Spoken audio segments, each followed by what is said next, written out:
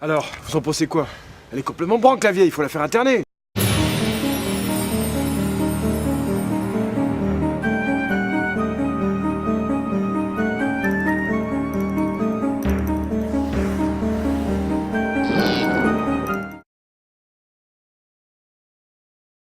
Bonjour à tous, je vais aujourd'hui vous présenter un reportage qui nous a laissé perplexes.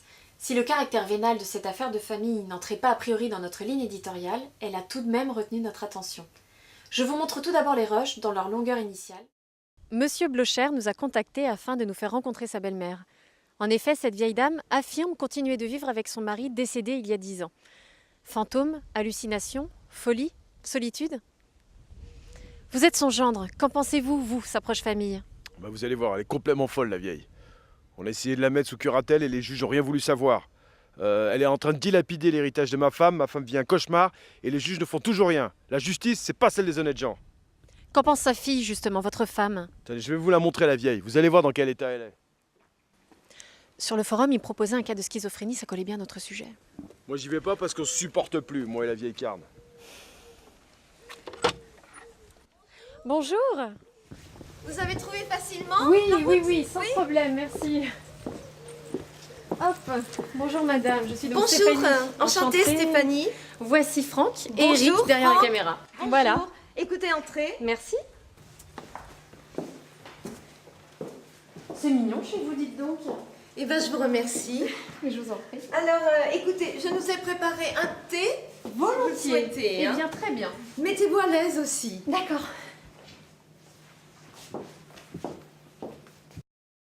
Entrez, venez vous Oui, asseoir. je vous suis.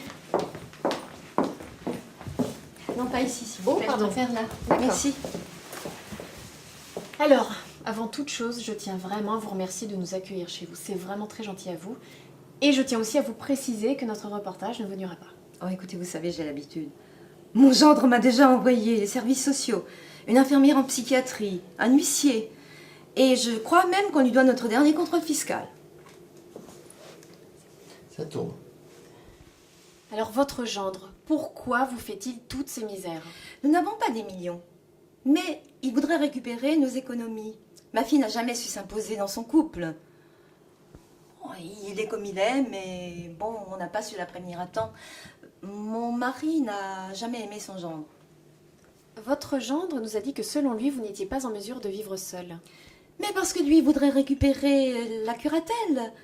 Moi, je suis allée à l'école, je sais compter. Je suis allée jusqu'à mon brevet et après j'ai travaillé jusqu'à la retraite. Et avec la pension de mon Léon, on s'en sort. Votre époux est décédé il y a 10 ans dans un accident, c'est bien ça? Il y a 9 ans et 7 mois. En effet, votre gendre prétend que votre époux est encore très présent, que vous lui préparez encore sa pipe, son whisky, sa place à table. Mais il est en tout cas plus présent que mes petits-enfants. Et je vais vous dire, une vie, ça ne s'oublie pas si facilement. Moi, j'ai besoin de vivre sur des souvenirs. Et il m'arrive de le disputer, par exemple, quand je suis très occupée et que le téléphone sonne et qu'il ne répond pas. Et je sais très bien son opinion face à certaines émissions de télé. Je sais très bien ce qu'il répondrait. Moi, ce que je voudrais, c'est qu'il prenne le gendre par le fond du pantalon et qu'il le vire. Comme s'il était encore avec vous. Mais il est là dans son fauteuil. Il me regarde, il fume sa pipe. T'as toujours été un taiseux, hein, mon Léon. Alors vous faites comme ça avec votre gendre. Mais ça le rend dingue. Et nous, ça nous fait rire. Ah, du coup, j'ai oublié de vous servir. Un petit thé. Oui, s'il vous plaît. volontiers.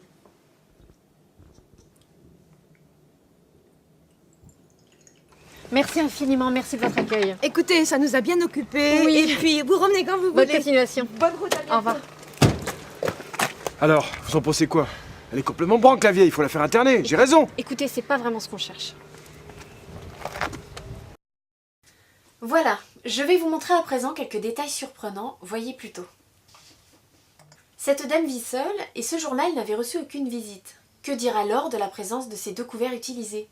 Par ailleurs, elle réserve un fauteuil en face de la télé à son défunt mari à qui elle parle naturellement.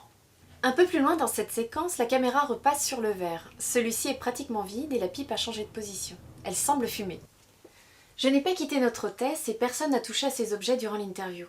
On ne peut pas expliquer ce qui s'est passé.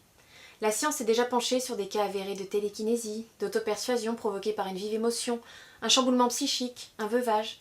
Dans le cas présent, je préfère croire au bonheur de cette femme et de son couple. C'était Stéphanie, à bientôt pour une nouvelle enquête insolite.